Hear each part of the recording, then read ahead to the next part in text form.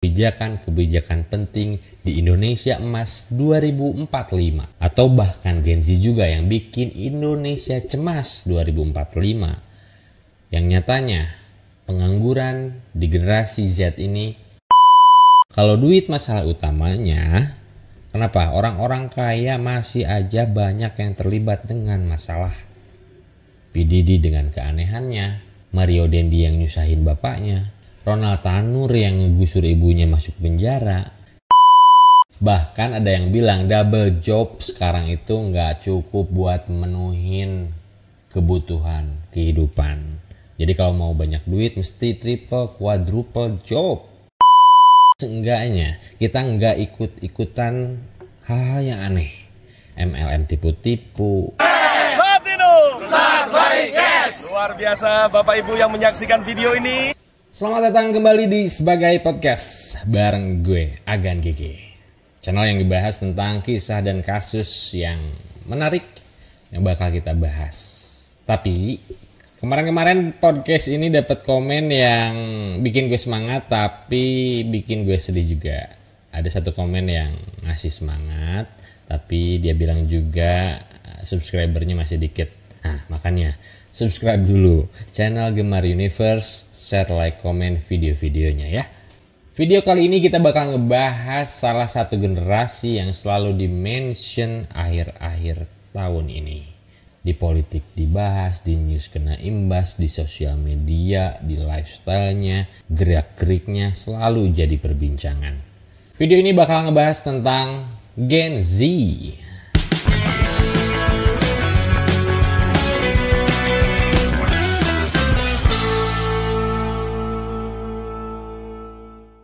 Gen Z atau generasi Z adalah saya. Oh enggak.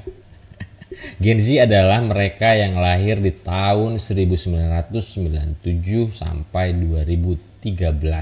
Mereka yang lahir di saat atau sebelum Orde Baru lengser atau saat moneter datang. Atau juga saat kiamat 2012 beritanya lagi kenceng-kencengnya. Ada juga generasi sebelum Gen Z, yaitu Gen Y atau kita kenal dengan Gen Milenial. Mereka lahir di tahun 1981 sampai 1996. Sebelum Gen Milenial ada Gen X yang lahir di tahun 1965 sampai 1980. Sebelum Gen X ada generasi Baby Boomers yang jauh lebih tua, yang lahir di tahun 1946 sampai 1964. Dan generasi yang lebih muda dari Gen Z adalah Gen Alpha atau Gen Post Gen Z yang lahir di tahun 2013 ke sana. Kalau dilihat dari periodenya, 15 tahun sekali pasti ada sebutan baru untuk sebuah generasi. Asumsi gue sih ngelihat dari generasi sebelumnya. Generasi sebelumnya udah bisa beranak pinak, berkembang biak, melahirkan keturunan baru. Mereka lah yang melahirkan generasi atau sebutan generasi baru selanjutnya. Tapi kenapa Gen Z yang selalu dibahas akhir-akhir ini? Kalau dianalogikan, Gen Z ini menjadi anak bungsu yang siap berkelana ke hutan rimba menempuh kehidupan sebenarnya. Generasi yang secara umur masih meledak-ledak dengan idealismenya, juga serba ingin tahu dengan hal baru, dan juga ada lubang yang menganga di setiap langkah kehidupannya.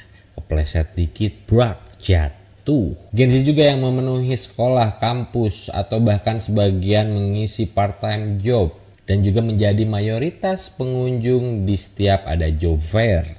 Gen Z juga lah yang katanya akan mendominasi kebijakan-kebijakan penting di Indonesia Emas 2045. Atau bahkan Gen Z juga yang bikin Indonesia cemas 2045. Yang nyatanya pengangguran di generasi Z ini menjadi perhatian. Data penduduk usia 15-24 tahun yang tergolong pengangguran not in employment, education and training atau NEET atau tidak bersekolah, tidak bekerja dan juga tidak sedang mengikuti pelatihan mencapai 9,9 juta orang per Agustus 2024. Sedangkan di kategori tingkat pengangguran terbuka atau TPT sebesar 19,4% atau sekitar 1,52 juta orang. Banyak artikel yang bilang beberapa tahun ke depan akan sulit mencari pekerjaan, ekonomi makin susah, inflasi makin melejit. Bahkan ada yang bilang double job sekarang itu nggak cukup buat menuhin kebutuhan kehidupan. Jadi kalau mau banyak duit mesti triple, quadruple job. Hal ini juga yang menjadi hantu menakutkan untuk Gen Z, yang istilah mereka bilang mental health disturbing, yang banyak dibikin bahan konten. Kalau Gen Z kena tegur bosnya, dia lebih memilih resign karena takut mental health-nya keganggu. Atau dikomplain kliennya, dia milih projectnya batal karena takut mental health-nya keganggu. Tapi kalau nggak kerja sama sekali, nanti dompetnya yang keganggu. Tanya kenapa resign, ya bener kata Titik Sandora sih, kayak resignlah wahai manusia jika batinmu tersiksa. Tapi yang gue percaya banget sama Gen Z adalah kecepatan adaptasinya. Udah kehitung berapa biji sosial media yang mendominasi bergantian selama Gen Z lahir. MIRC, Friendster, Facebook, Pet, Instagram, lalu apalagi TikTok dan sebagainya. Belum lagi marketplace yang banyak yang bisa merubah pola kehidupan umat manusia akhir-akhir ini. Poin adaptif ini yang seharusnya bisa jadi modal utama adik-adik Gen Z buat menghadapi realita kehidupan. Adaptif awal bulan makan enak di resto dan akhir bulan di warteg dengan telur ceplok doang. Ya memang harus seadaptif itu adik-adik. Selain adaptif, Gen Z pun dikenal dengan kreatif. Dengan informasi yang membanjiri kehidupannya, Gen Z bisa mengakses segala hal yang ingin mereka ketahui dan bisa mereka konversi menjadi banyak keuntungan. Tapi tsunami informasi ini juga bisa menjadi bumerang buat Gen Z. Enggak bumerang gimana? Informasi yang mereka dapatkan bisa membentuk mereka jadi apapun. Konten plus plus, konten minus minus, konten tutorial segala cara, dari mulai tutorial bernafas sampai tutorial buka YouTube, padahal kita udah di YouTube. Maksud gue hal yang receh sampai hal yang sedaging apapun mereka bisa dapatkan dengan mudah. Mungkin kalau generasi milenial buat nunggu informasi skor bola aja mesti nunggu koran pagi atau mesti nonton berita olahraga di jam 7. Atau mungkin gen milenial lagi nyari kerja mesti nunggu info dari teman bokap buat informasi lokernya. Apalagi generasi sebelum gen milenial lebih sulit dapat informasi. Tapi walaupun secara informasi gampang, itu tidak menjamin Gen Z bakal hidup lebih mudah.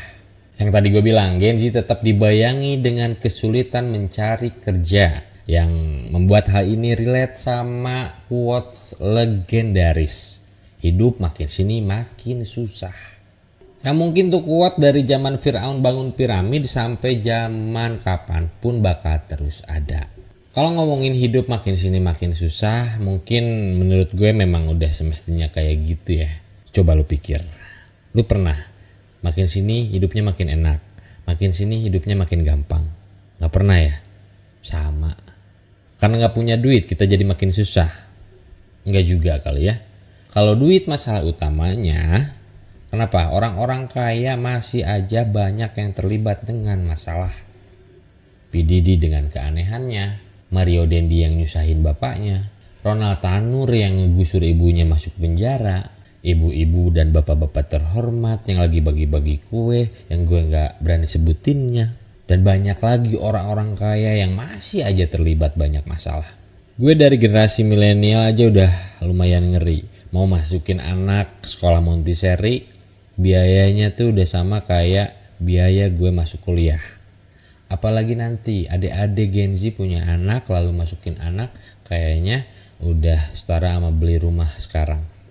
Sebenarnya mau generasi X, Y, Z, Alpha, Biola atau apapun itu generasinya, kita harus terus bikin sesuatu. Mau itu kerja kantoran, mau itu jadi seniman, mau jadi YouTuber, mau jadi gamers. Kita harus bikin sesuatu yang berarti buat generasi selanjutnya.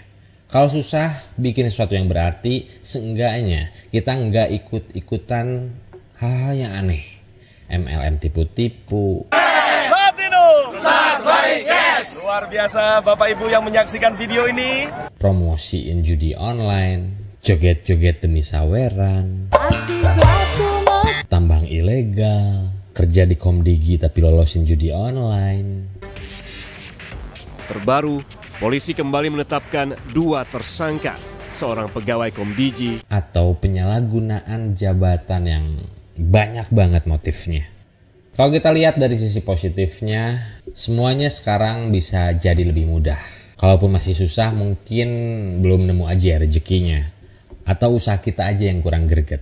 Jangan lupa, kemudahan itu bakal jadi kesulitan kalau ada di tangan yang salah. Gitu aja deh soal penasaran gue dengan Gen Z. Mudah-mudahan bisa jadi ngeboost motivasi Gen Z buat lebih kreatif, lebih inovatif, dan lebih semangat buat menggilas gilanya kehidupan ini. Jangan lupa subscribe Gemar Universe. Gue Agan GG pamit. See you on next video. Ya kalau